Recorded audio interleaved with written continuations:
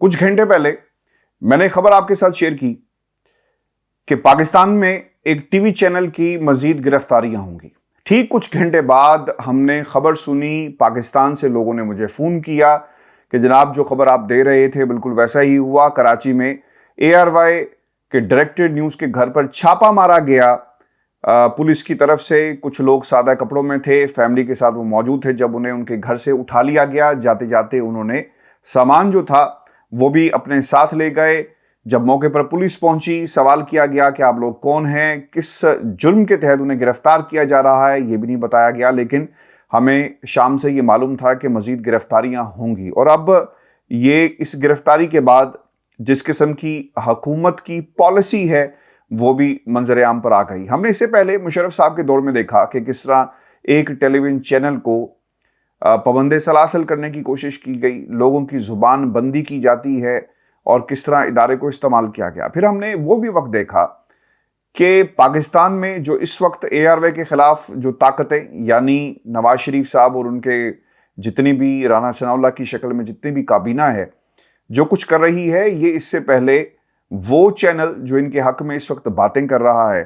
یعنی جنگ اخبار کے خلاف بھی اسی قسم کی کارروائیاں ہو چکی ہیں۔ اور عارف حمید بھٹی نے اپنے ایک انٹرویو میں یہ بتایا کہ کس طرح ٹارگٹ کیا جاتا تھا، پیپر بند کر دیا گیا، اور پھر جنگ اخبار ایک صفحے پر آ گیا۔ یہ پاکستان کی سیاست ہے، یہ پاکستان کی تاریخ ہے کہ حکمرانوں نے جب کوئی پیار سے نہیں مانتا نا تو پھر اپنے طریقے سے منانے کی کوشش کی جاتی ہے۔ ہم نے ARY کا بیانیہ بھی دیکھا، ARY کا موقف بھی دیکھا کہ آپ کسی فرد واحد کے بیانیے کو چینل کے بیانیے کے ساتھ نہیں جوڑ سکتے، اور پاک فوج کے ساتھ ہم کھڑے ہیں اور کھڑے رہیں گے، اور ہمارا موقف کسی شخص کی واحد جو بیان دے کر گیا اس کی ترجمانی نہیں کرتا۔ اور جس انداز میں نون لیگ کی طرف سے کہا گیا کہ ایک سکرپٹ موجود تھا، عمران خان کی صدارت میں اجلاس ہوا اور وہ سکرپٹ پڑھ کر سناتے رہے اور ایک چینل اسے چلاتا رہا، اسی تناظر میں کیونکہ ڈائریکٹر نیوز اس چینل کی پالیسیز کا نگہبان ہوتا ہے، ایڈیٹوریل گائیڈ لائنز کے ذریعے اس چینل کو رن کیا جاتا ہے۔ وہ ایڈیٹوریل گائیڈ لائنز کیا ہوتی ہیں، وہ ڈائریکٹر نیوز سے آتی ہیں، اور اس ایڈیٹوریل گائیڈ لائنز کے ارد گرد جو ہے وہ خبروں کو تیار کیا جاتا ہے۔ ویورز آپ کو بتاتے چلیں کہ پاکستان کے اندر ایک ویڈیو بھی منظر عام پر آ رہی ہے، اور ڈاکٹر شہباز گل کی گرفتاری کے حوالے سے کہا جا رہا تھا کہ جناب کوئی مین ہینڈل نہیں کیا گیا۔ جب اس طرح دھکے مار کر نکالا گیا، گاڑی کے شیشے توڑے گئے، تو میرا خیال ہے کہ وہ لوگ جو یہ بیان دے رہے ہیں انہیں ری وزٹ کرنا ہوگا۔ جو کچھ لوگ اس وقت سپوکسمین بنے ہوئے ہیں کچھ طاقتوں کے، انہیں اپنے ان بیانات کو ری وزٹ کرنا چاہیے، دیکھنا چاہیے کہ اس ویڈیو میں کیا ہوا۔ CCTV کی فوٹیج جو پیش کی گئی پاکستان کی عوام کی عدالت میں، اس کے بعد کیا ہوتا رہا، اس کی ویڈیو بھی منظر عام پر آئے گی، تو پھر معلوم ہوگا کہ ان طاقتوں نے کس حد تک مین ہینڈل کیا۔ اور جو ثابت کر رہے ہیں کہ ڈرائیور جھوٹ بول رہا تھا، کوئی مین ہینڈل نہیں کیا گیا، اس کا بھی جو جھوٹ جو ہے اس کی حقیقت عوام کے سامنے آ چکی ہے۔ میں آپ کو ایک بیان سامنے آیا ہے، اور میں اس بیان کو پڑھنے کے بعد رات کے اس پہر اٹھ گیا، اور میں چاہتا تھا کہ یہ انفارمیشن آپ تک ضرور پہنچے، آپ کو معلوم ہو سکے کہ پاکستان کے اندر اس وقت کیا ہو رہا ہے اور کس قسم کا کھیل جو ہے وہ کھیلنے کی تیاری کی جا رہی ہے۔ شہباز کے خلاف بغاوت کے مقدمے کی سماعت سول عدالت میں کی جائے یا کورٹ مارشل، یہ مشاورت کی جا رہی ہے۔ یہ بہت ہی خطرناک کھیل کھیلا جا رہا ہے کہ اگر مارشل کورٹ جو ہے اس بات کا فیصلہ کرے گی کہ شہباز گل غدار ہے اور اس کے خلاف کیا کارروائی کی جائے گی، یہ بہت ہی سیریس سوالات ہیں۔ عام آدمی کی آزادی کس طرح سلب کی جا رہی ہے، اور یہ طاقتیں یعنی رانا ثناءاللہ اینڈ کمپنی جو کرنے کی کوشش کر رہی ہیں، یہ کھیل ان کے ساتھ بھی کھیلا جائے گا، یاد رکھیں۔ وہ لوگ جو سمجھتے ہیں کہ کسی کی خوشنودی حاصل کرنے کے لیے وہ اعلی کار بن جائیں گے اور انہیں خوش کر کے شاید وہ اپنی وزارتوں کو اور حکومتوں کو طول دے دیں گے، یاد رکھیے گا تاریخ گواہ ہے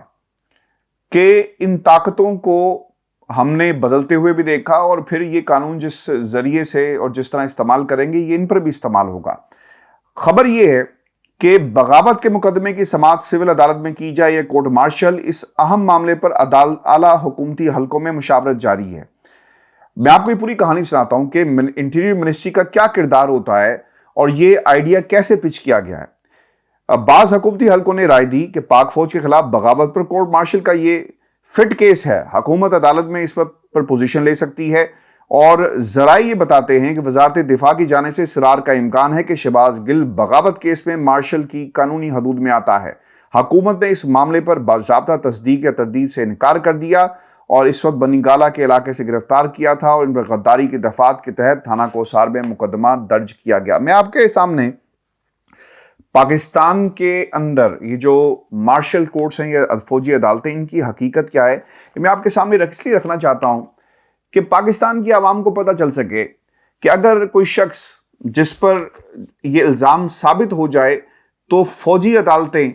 آپ کی سول عدالتوں کے مقابلے میں کس طرح کردار ادا کرتی ہیں، سپریم کورٹ آف پاکستان کی جورسڈکشن کیا ہوگی، جو ہائی کورٹس ہیں وہ کہاں پر سٹینڈ کرتی ہیں، پاکستان کی جو لیگل فرٹرنٹی ہے انہوں نے کتنی درخواستیں دی کہ آپ عدالتوں کے ساتھ اگر پیرالل عدالتیں قائم کریں گے تو یہ نظام قبول نہیں ہوگا، اور پھر اس کی وجہ کیا بنی، سپیڈی ٹرائل نہیں ہو رہے تھے، پھر اے پی ایس جو عربی پبلک اسکول پر حملہ کیا گیا، اور یہ کتنا بڑا سوالیہ نشان تھا پاکستان کی عدالتوں کے اوپر، اور پھر ان عدالتوں میں یعنی جو فوجی عدالتیں ہوتی ہیں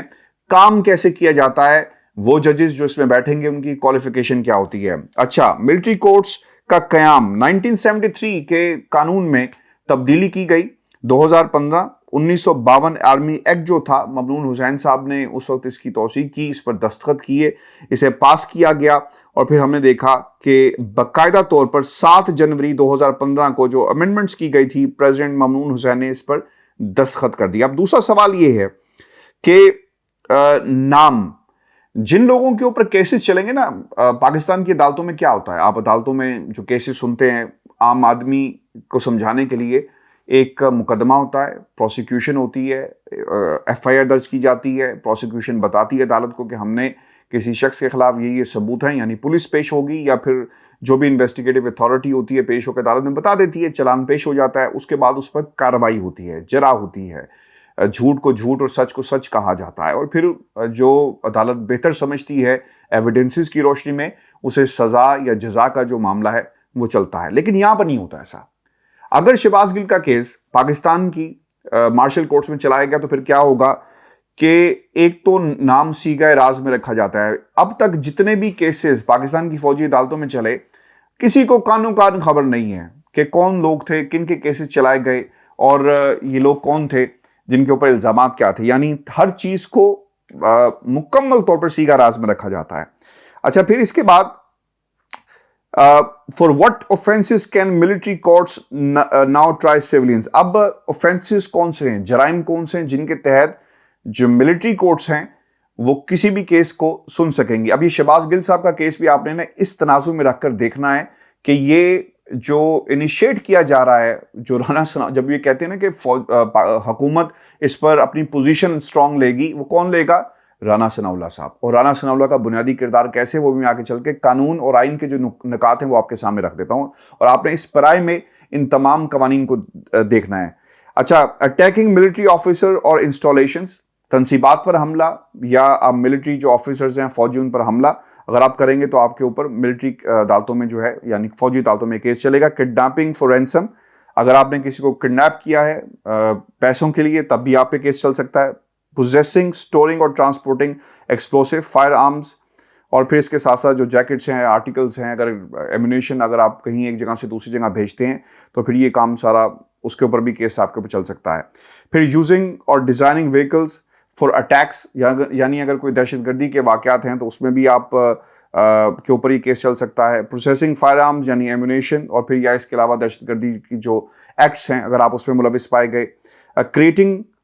انسیکیورٹی ان پاکستان، اگر آپ نے پاکستان کے اندر انسٹیبلٹی کریٹ کرنے کی کوشش کی اپنی زبان سے، اپنے طریقہ کار سے یا اپنی ایکٹیویٹیز کے ذریعے، تب بھی آپ کے اوپر کیس چل سکتا ہے۔ Attempting to commit any of the above listed acts within or the outside of Pakistan, provide or receiving funding for any of the above listed acts، اور اگر آپ کو کسی قسم کی فنڈنگ کہیں سے آ رہی ہے، کوئی پلاٹ ہو رہا ہے، یعنی آپ نے کوئی اس پہ باقاعدہ تیاری کر کے اور ٹارگٹ کیا کسی شخص کو، تو یہ بھی کام ہو سکتا ہے۔ اچھا، کرائم اگینسٹ مائنورٹیز، اقلیتوں کے خلاف کوئی کام آپ نے کیا،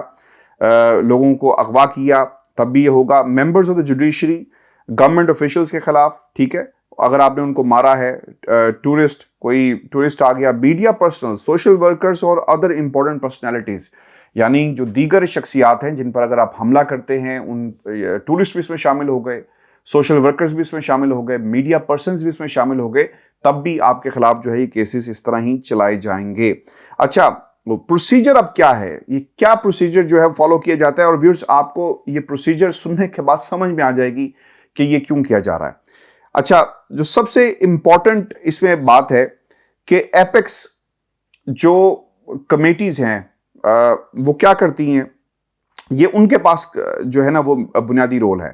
وہ میں آپ کے سامنے رکھ دیتا ہوں۔ The government of Pakistan and the armed forces have not disclosed the procedure that are adopted by the military courts set up under the amendments۔ اچھا، ابھی کوئی خاص جو ہے نا وہ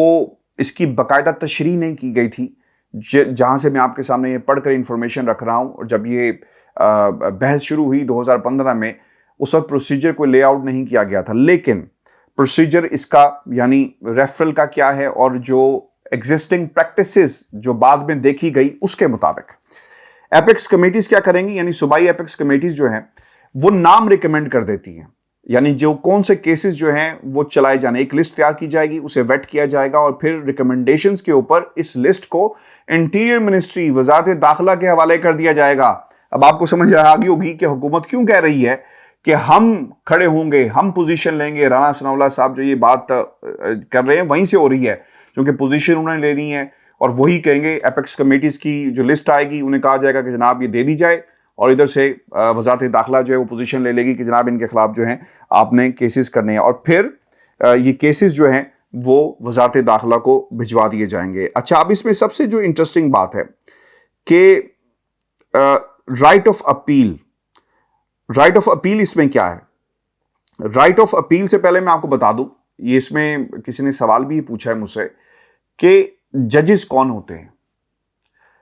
ان کا کرائٹیریا کیا ہوگا؟ یعنی 3-4 آفیسرز ہوں گے آرمی کے بریگیڈیئر لیول کے، جس کو بریگیڈیئر لیول کا جو آرمی آفیسر ہوگا یا وہ اس کو سنیں گے، ان کا کوئی لیگل بیک گراؤنڈ نہیں ہے، یعنی